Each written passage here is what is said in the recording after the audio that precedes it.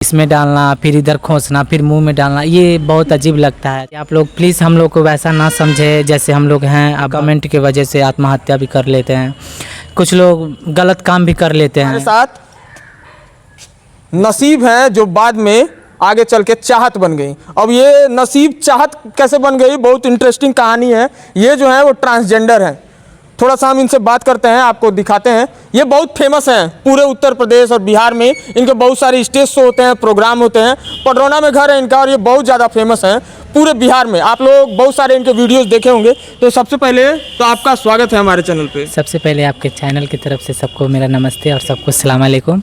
और अच्छा, ये पहले तो हमको यही जानना है कि नसीब चाहत कैसे बन गई। वो एक ऐसा समय था जो मेरा जो पहले की लाइफ थी वो लड़कों की जैसी मेरी कटी, लेकिन अब की जो लाइफ है वो ट्रांसजेंडर के रूप में कट रही है। तो बाकी और कुछ नहीं। तो पहले कैसे लड़कों, मतलब आप तो शुरू से ट्रांसजेंडर होंगे। हाँ, शुरू से हम ट्रांसजेंडर ही तो हैं। पहले लड़कों की जैसे कटी, मतलब लड़कों की जैसे कि पहले लड़कों के साथ उठना बैठना, पढ़ना लिखना, हर एक चीज़ उन लोगों के साथ होता रहा मेरी लाइफ में। जब धीरे धीरे बढ़ते गए मेरे अंदर जैसी फीलिंग आती गई कि नहीं, मैं लड़का नहीं, मैं ट्रांसजेंडर ही हूँ, तब मेरे धीरे धीरे एहसास हुआ। कितने साल के से ये शुरू हुआ था? लमसम वही 15 साल। 15 साल से, मतलब उसके पहले बाकी सब चीज। हाँ। कहाँ से स्कूलिंग वगैरह हुआ है आपका? मेरा स्कूल मेरे गांव से ही हुआ है, मेरे क्षेत्र से हुआ है। गांव से ही? तो ये कहाँ तक पढ़ाई की है आप? Inter final. Inter final. तो कहाँ, थोड़ा सा हमको बताइए, स्कूल में क्या स्थिति था? लड़कों के साथ बैठती थी, लड़कियों के साथ बैठती थी?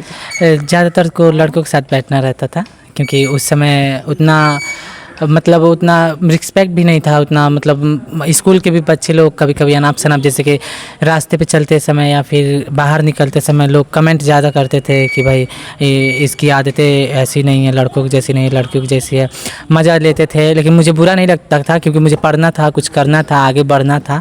सो मैंने उस बात पर ध्यान नहीं दिया और मैंने जो किया सो किया। पहले जो मैं था, अब मैं जो हूँ वो सो हूँ। डांस के फील्ड में कैसे आना हुआ? और डांस का फील्ड तो मतलब कुछ मजबूरियां थी मेरे घर पे।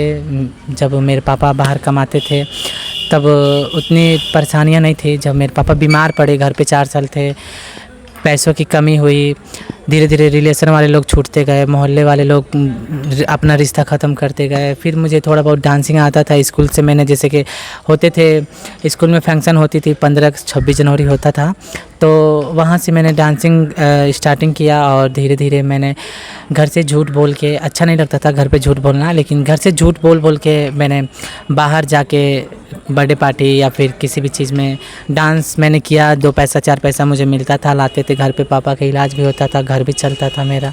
तो अभी गांव में क्या स्थिति है? गांव के लोग तो बहुत सारी बातें बोलते होंगे, बहुत सारी चीज़ें कहते होंगे। गांव के लोग तो बहुत कुछ बोलते हैं, लेकिन मुझे उन लोग का सुनना नहीं है, क्योंकि हम किसी का खाते नहीं हैं, ना तो किसी का खाते हैं, ना तो मुझे किसी से मतलब है। और गांव में हर लोग नहीं है, कुछ लोग मुझे सपोर्ट करने वाले हैं, लेकिन जो अपने लोग हैं वो लोग बहुत कुछ बचपन से ही मुझे बोलते चले आए हैं कि इनका लड़का ऐसा है, इनका लड़का ये है, हिजड़ा है, छक्का है, शुरू से सुनने को मिला है। अजीब लगता था। वैसे ऐसी कोई बात नहीं है, मेरे घर वाले मुझे सपोर्ट किए, मेरे घर वालों का सपोर्ट है, आज भी मेरे घर वालों का सपोर्ट है, पहले भी था, और मुझे कुछ नहीं चाहिए। बाकी और लोग क्या बोल रहे हैं मेरे बारे में, मैं क्या हूँ क्या नहीं हूँ, उन लोग से मुझे मतलब नहीं है। बस मेरे घर वाले समझ रहे हैं मुझे, बस। क्या कहते हैं परिवार के लोग, किस तरीके से मानते हैं आपको? मेरी मम्मी तो हमेशा अपने बेटों जैसा प्यार करती है। मतलब बेटा मानते हो? हाँ, मेरी मम्मी मुझे बेटा ही मानती है, आज भी मेरी मम्मी बेटा मानती है। मेरे पापा भी थे तो मुझे बेटा ही मानते थे, मेरी बहनें भी आज भी मुझे भाई ही मानती हैं। अच्छा, थोड़ा सा हमको बताइए, कहाँ कहाँ प्रोग्राम किए हैं आप, कहाँ कहाँ तक प्रोग्राम आपके हुए हैं? मतलब हर जगह मैंने प्रोग्राम कर लिया। सबसे ज़्यादा मेरा प्रोग्राम बिहार में होता है, छपरा, पटना, बक्सर हो गया, मोतिहारी हो गया, सिवान हो गया, इधर मतलब ज़्यादातर मुझे प्रोग्राम मिलता था। और अपने वहाँ कुशीनगर की बात हुई अपने ज़िला में करने के लिए, तो इधर भी रिस्पेक्ट मिलता है, लेकिन हर जगह नहीं मिलता है, कहने की बात है। और जो लोग सुन रहे हैं वो लोग सुने कि वो लोग कितना मुझे प्यार दिए हैं। हर जगह बुला के बेइज्जती कराना, कुछ कहना अच्छा नहीं लगता है, सुनना पड़ता है, लेकिन क्या करें, घर की मुसीबत की वजह से, घर की परेशानी की वजह से करना पड़ता है। अच्छा, जब स्टेज शो प्रोग्राम वगैरह करती हैं तो बहुत भीड़ होती है, बहुत सारे लोग हैं, कुछ लोग अच्छी बातें कहते हैं, कुछ लोग बुरा भी कहते हैं। किस तरीके की चीज़ें हैं और किस तरीके के वहाँ का सिचुएशन है? अच्छी बातें तो ज़्यादा सुनने को नहीं मिलती है, बुरी बातें तो ज़्यादा सुनने को मिलती है। जैसे कि पब्लिक का कभी कभी मूड हुआ 10 रुपये लेके इसमें डालना, फिर इधर खोसना, फिर मुंह में डालना, ये बहुत अजीब लगता है। तो पब्लिक से यही कहेंगे कि प्लीज़ आप लोग ऐसा ना करें। अभी तक का लाइफ जो है, पहले तो बहुत सारा स्ट्रगल है, लेकिन अब लाइफ बहुत ज़्यादा चेंज हो गई है आपकी, तो दोनों लाइफ को किस तरीके से देख रही हैं?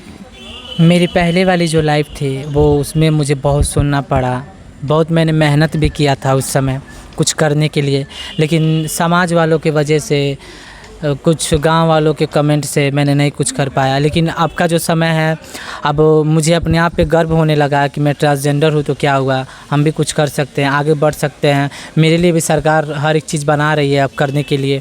अब समाज भी हम लोग को रिस्पेक्ट दे रही है और सरकार भी हम लोग को रिस्पेक्ट दे रही है। अब तो आप लोग को आवास वगैरह भी मिलने अब तो हर एक चीज़ सरकार तो आवास भी दे रही है, नौकरी भी दे रही है, हर एक चीज़ सरकार दे रही है।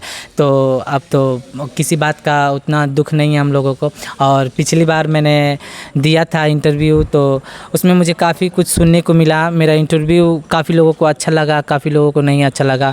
कुछ लोग गलत कमेंट किए, तो उन लोग से कहना है कि भाई आप लोग प्लीज़ गलत कमेंट ना करें, हमारी भावनाओं को समझे।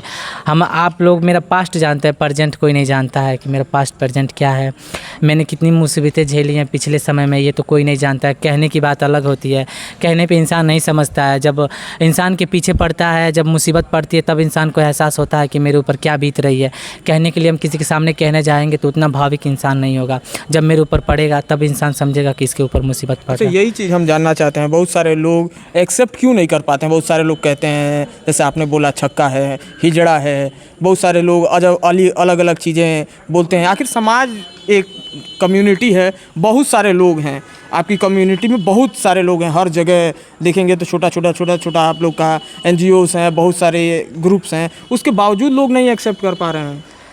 वो लोगों की सोच है, जैसे बोलते हैं ना, जो जैसी नीयत रहता है ऊपर वाला उसको ऐसी बरकत देता है।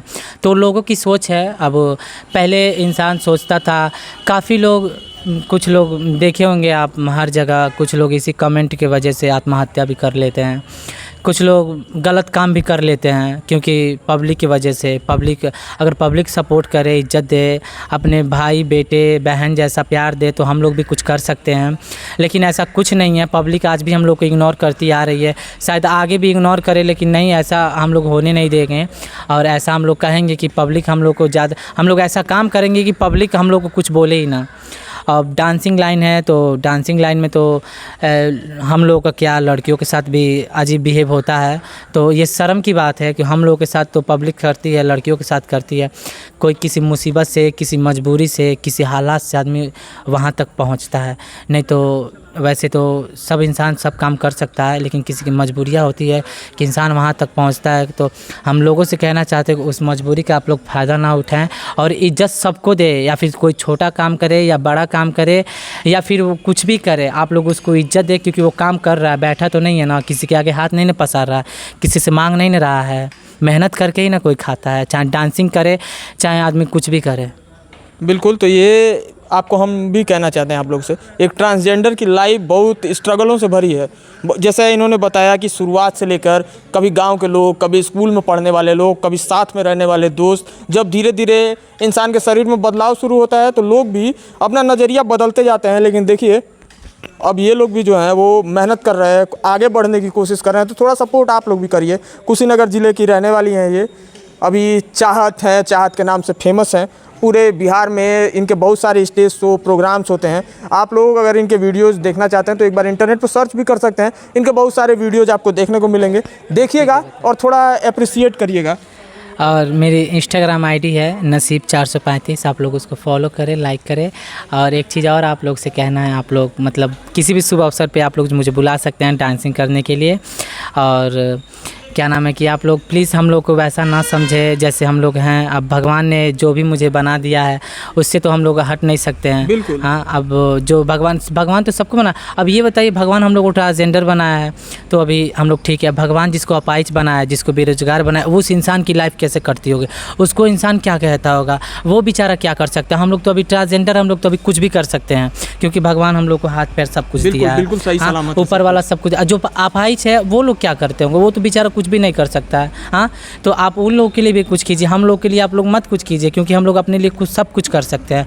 भगवान हम लोग को, ऊपर वाला हम लोग को सब कुछ दिया, हम लोग कर सकते हैं। आप लोगों को करना है तो अपाहिज लोग के लिए कीजिए, जो बेरोजगार है उनके लिए कीजिए, जो किसी काम लायक नहीं आप लोग उसके लिए कीजिए। और हम लोग की बात हुई तो हम लोग को छोड़ दीजिए। हम लोग को अपने ऊपर इतना गर्व है कि हम लोग वो हर एक चीज़ कर सकते हैं जो अदरवाइज लोग करते हैं। जैसे कि लड़का कर सकता है, लड़की कर सकती है, वो लोग हम भी कर सकते हैं। बिल्कुल। और हम यही बात आप लोगों से कहना चाहते थे कि कहीं से किसी भी मामले में कम मत समझिए इन लोगों को। ऐसा नहीं है ट्रांसजेंडर हैं तो आपसे किसी मामले में कम है, बिल्कुल बराबरी के साथ खड़े हैं ये लोग भी। और बहुत सारी चीज़ों में अब ये लोग आगे बढ़ चढ़कर हिस्सा ले रहे हैं। सरकार भी प्रोत्साहित कर रही है, बहुत सारी स्कीमें लेके आ रही है। तो आप लोग, अगर ये वीडियो आपको अच्छी लगी होगी तो वीडियो शेयर करिएगा, ज़्यादा से ज़्यादा लोगों तक पहुँचाइएगा और थोड़ा इन लोग को प्रोत्साहित करिए। आप लोग हमारे बहुत सारे वीडियोज़ को आप लोग बहुत सारा प्यार देते हैं, थोड़ा सा प्रोत्साहित करिए, फिर हम आगे और भी इनसे बातें करेंगे। अगली वीडियो थोड़ा इंतज़ार करिएगा। जय हिंद।